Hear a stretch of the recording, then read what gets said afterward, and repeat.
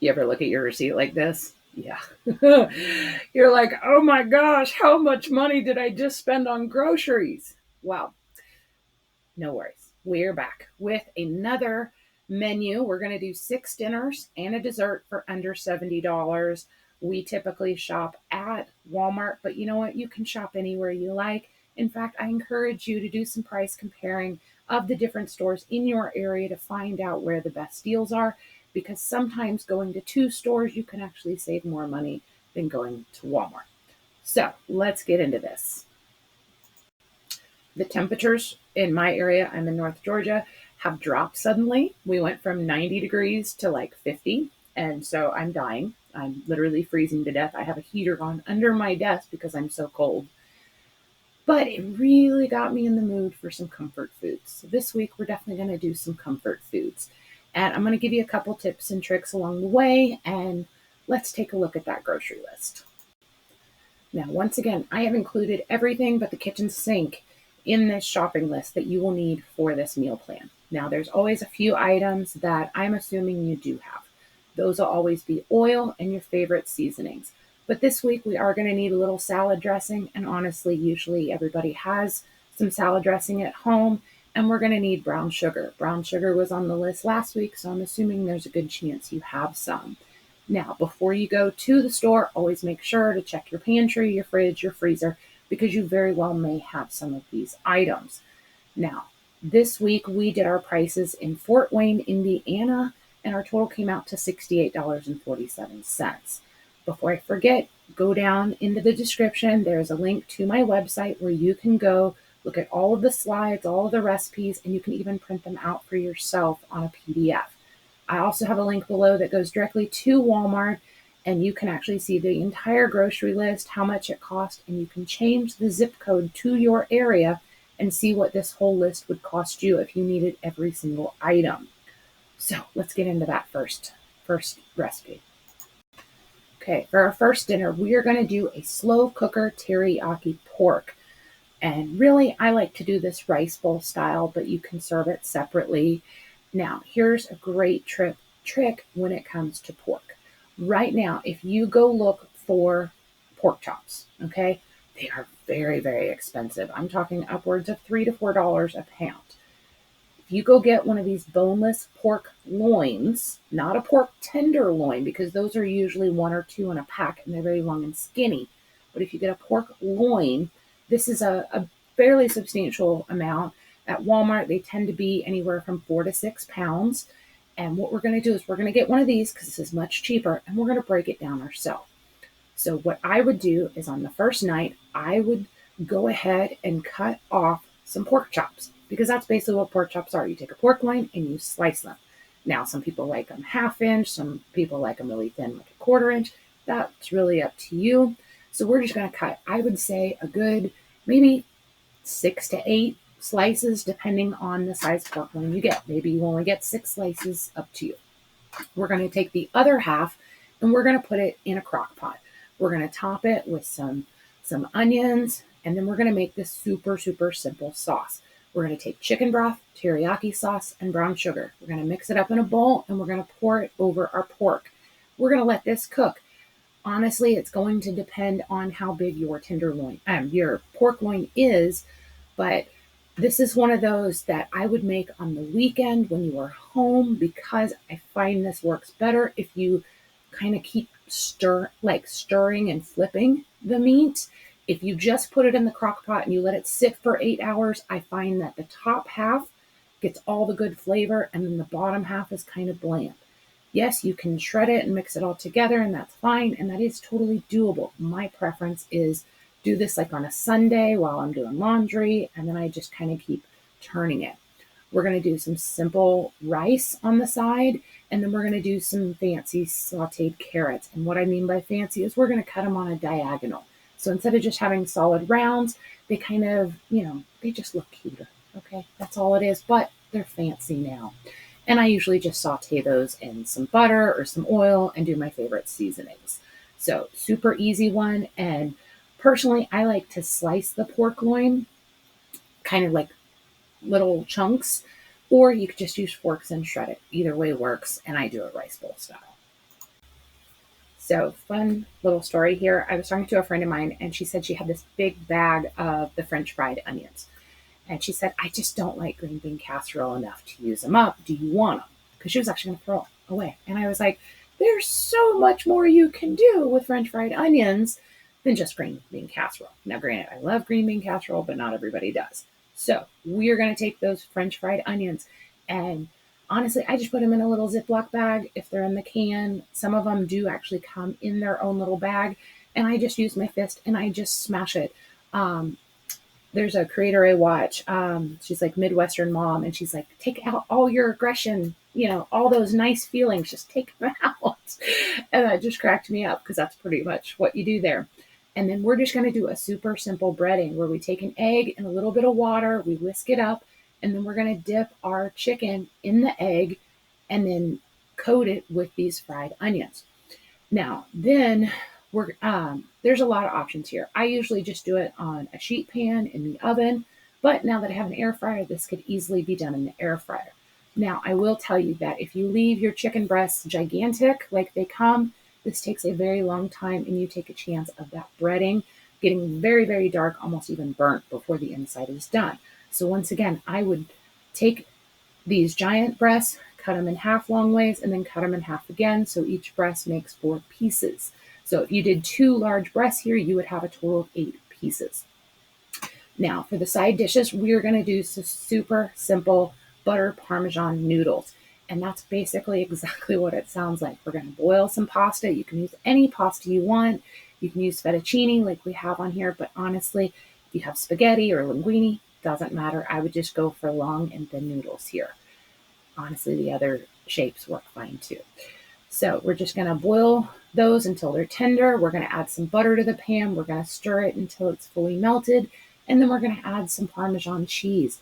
Now, I typically am going to add maybe a little bit of Italian blend seasoning, maybe some garlic. You could even add some minced garlic because we have garlic on the shopping list this week. Totally up to you. My kids don't actually like big chunks of garlic. They'll just pick around it. So if I know that this is something that my kids would really like, I'm just not going to include it. Totally up to you. Now, for the veggie, we're going to do some cauliflower.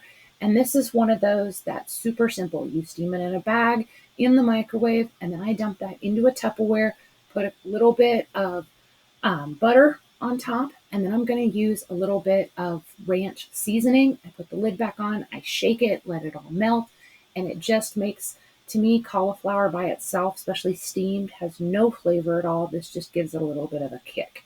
You could also switch this out. I have done it with taco seasoning, with wing seasoning, literally any seasoning that you have, whether it's in a pack or just like in a blend, go ahead and give it a try. Now I'm calling this shepherd's pie, but really it should be shepherd's pie-ish, okay? It's gonna have that same flavor combination, but we're just gonna do it quick and easy on the stove, and we're also gonna leave off the crust. Now, I'm not a big fan of crust, so to me that's just an added expense for something that I will probably eat around. So we're gonna make some basic mashed potatoes. I'm not gonna give you specifics because literally everyone makes mashed potatoes differently. Some people like them very thick, some people like them very thin. I'm going to leave that up to you. So then while the potatoes are boiling, we're going to go ahead and brown our ground turkey in a large skillet. And then I usually drain off my excess grease at this point, but I know some people go ahead and add their veggies in first and then drain off the grease, whichever way works for you. Now, a lot of times I see, and I've done in the past, where you buy the frozen bag of peas and carrots. My kids hate the carrots in there. I'm not a big fan either. They're kind of plasticky, if you will. So what I like to do is just get sweet peas and then get some regular bagged carrots, okay? Just a pound. And in this case, I'm probably just going to use 1 to 2 carrots, and I'm going to either dice them myself. Sometimes I throw them in my little food chopper processor thing and just make them really tiny. That works too. And we're just going to cook all the veggies with the meat in a pan until they are tender. And then we're going to add our pack of brown gravy, make that, you add usually a cup of water. I would double check the package directions, and then you bring it up to boiling so it can thicken.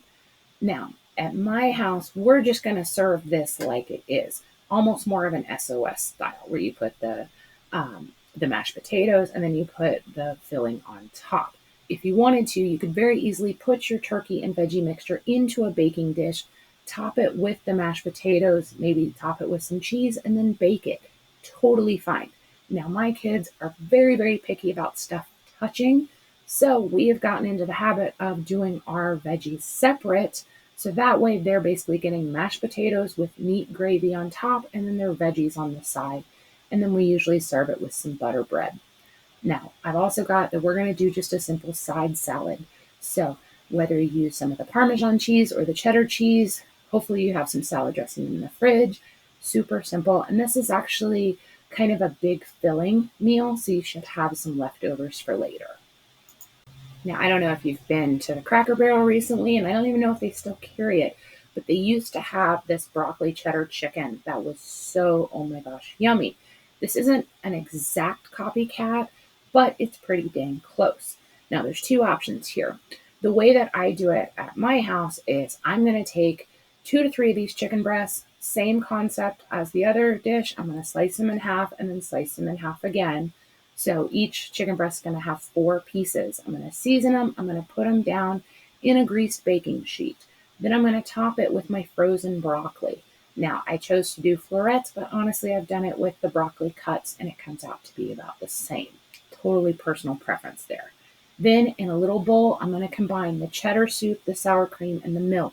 I use a whisk or a fork, and I just make sure it is all nice and smooth because sometimes the cheddar soup has some clumps in it. No biggie, it's just settling, it's normal. Then we're going to pour that over the top of our broccoli and our chicken. And then here's the kind of casserole part. We're going to top it with crackers. Now, do you have to use the soup and oyster crackers? No. I suggest you go to your pantry and find whatever crackers has already been opened and hasn't been finished, and you don't think anybody's going to finish it. I have even done we had a bunch of boxes of Cheez-Its. I've done it with that. Seriously, any cracker will work. You just want that little bit of crunch.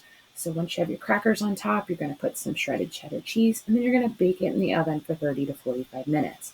Now, the alternate to this would be you can also take those chicken breasts, and instead of having large chunks, you can do it as little chunks. So definitely a little bit more casserole because then it's all kind of mixed together and you just take a spoon and serve it. I don't know why I prefer to have like a little piece of chicken sometimes, but I do.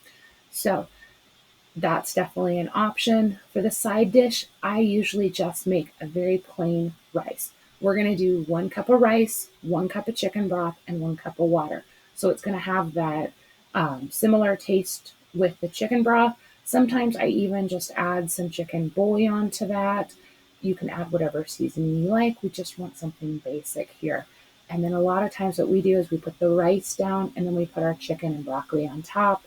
Now, I have seen people where they go ahead and include the rice in the casserole and it's all one. My kids just will not do that. They've got to have it a little bit separate.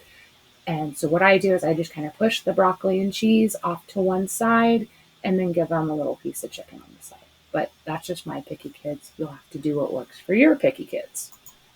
Now, this is just a great recipe to kind of have in your mental bank because it's so unbelievably simple. We're going to take those thin pork chops that we already cut previously, hopefully to save some time. We're going to throw them in a Ziploc bag. We're going to put in some Italian dressing, so soy sauce, and sometimes I add just some black pepper.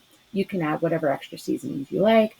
Give it a little bit of a shake and let it marinate in the fridge. I usually do this the morning of or the night before. You can easily just let it sit for a while in the fridge. Then when it comes time for dinner, we're going to take our potatoes and we're just going to chop them into large chunks. We're going to drizzle them with your favorite seasonings and some oil. I typically try to go simple with like a French fry seasoning or an all-purpose seasoning.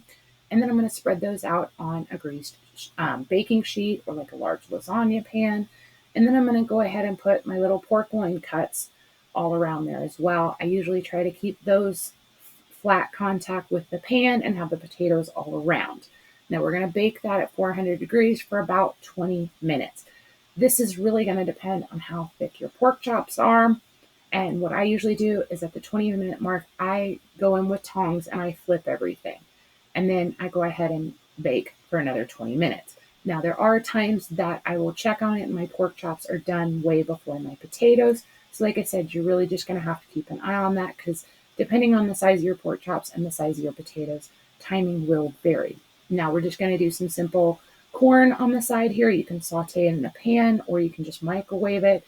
My kids really like things simple, so we just maybe add a little butter here, but you can add whatever seasonings you like. Our next one today is carbonara chicken pasta. Now, to be honest with you, I really always used like Alfredo sauce in the jar, that kind of thing. And then when I realized how easy it was to make this at home, now this is kind of my go-to when it comes to making pasta. This is very simple. We're going to boil some water for our fettuccine noodles. And just remember, you can use any noodles you like, whether it's spaghetti, linguine. You could even use a shape if you want. It's not a big deal. It's just pasta. So when you're going to boil those noodles, once they're tender, you're going to go ahead and drain them. But make sure to save at least half a cup of that starchy pasta water. Then this is two options here. You can start with raw chicken. I would cut it up into 1-inch chunks, season it with your favorite seasonings, and then saute it in oil. Now, if you're going to start with already cooked chicken, maybe it's chopped, maybe it's shredded, you're going to wait until the end to add it. But at this point, we're going to do some minced garlic cloves. We're going to cook that over medium heat for about a minute or two, just until you can start to really smell that garlic. And then in a small bowl, we're going to whisk together the eggs and the Parmesan cheese. I know this is weird, but stick with me. Then once our pasta is fully cooked and we've drained it, we're going to add it to the pan. We're going to kind of stir it around, and then we're going to add that egg mixture on top, and we're going to keep stirring. And then all of that egg is going to turn into the most amazing sauce. And we're going to use that pasta water to thin it out. Now, I recommend that if you typically let your food sit for a little bit before you serve it, you want to thin it more than you planned. Because as this sits, it's going to absorb all the sauce in. Now, the great thing about this dish is if you had maybe some leftover bacon, maybe you wanted to use a little bacon, there are so many options here. You could add some sweet peas, you could add some broccoli. There's just literally, look at this as a base recipe and just mix and match and add. You don't even have to use chicken. You could use smoked sausage. You could use ham. There are just so many options here, but the basic formula of it is perfect. This is a new cookie recipe that I recently tried, and I am so excited to try this again. This is super, super simple. We're going to take an 8-ounce block of cream cheese and a stick of butter, and we want them to be mega soft, not just a little soft and get away with it. No, we're going to go ahead and take those two sticks and we're going to put them on like the back of the stove top, and we're going to let them sit there while we're making dinner kind of soft, because if these are not soft, they will just gum up either your stand mixer or your handheld mixer, and you're going to spend all that time just trying to get it out of the beaters. So do yourself a favor and just let this get super soft. Then you're going to mix those together, add in an egg, add in vanilla. Yes, we're using imitation vanilla because when you bake with it, there's really not much of a taste difference. So there's no reason to go splurge for the good stuff. I would only use the good stuff if you were doing something that was not going to be baked. Like if you were going to make homemade whipped cream, that's going to be much better with real vanilla versus imitation. Anyway, sorry about the rant. Then we're going to mix in our cake mix. I chose strawberry this week, but you could honestly do any flavor you like. In fact, I plan on making this again with either a spice cake or a lemon cake because, oh my gosh, those sound amazing. And then once everything's combined, I used a tablespoon scoop and I just scooped them out and dropped them into drops on cookies. Now, I do recommend you give them about 2 inches of space in between because drop cookies do spread out. Now, definitely put this on parchment paper on a baking sheet and then put them in the oven. They take about 10 to 14 minutes. That's going to depend a little bit on your oven and on your pan, what pan you use. So keep an eye on it. And what I like to do is I like to lift up the edge of the parchment paper. And if I see the bottom is starting to brown, I go ahead and pull them. This is a soft baked cookie. So if it looks fully formed and it is looks hard and it looks brown, you have actually overcooked it. So you're going to pull it when it doesn't look fully cooked. And as it sits for about 5 to 10 minutes, it fully firms up. Now, what's great is these remind me similar to like those cream cheese mints where they're just kind of soft, but they're dense, but they're airy. It's kind of a weird mix, but my kids really love this. And so I'll keep you posted on some of the other flavors that I try. If you made it all the way to this point, I just want to say thank you, thank you, thank you. I know sometimes I kind of go off on a tangent. I have a little vent. I have a little, tongue twister there, but I really appreciate this. I actually love putting out these videos so I can show you my thought process as I go through these and how I would make these work.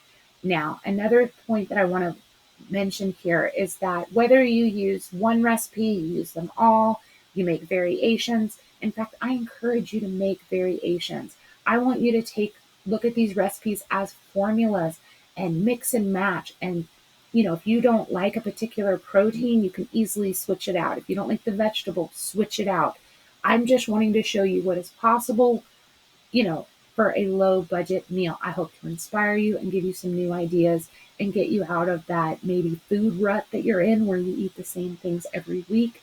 Let's expand, let's grow, and let's do it on a low budget. Don't forget to check out our Facebook page, sign up for our email newsletter, and check out our Facebook group. I hope you all have a wonderful weekend. Bye.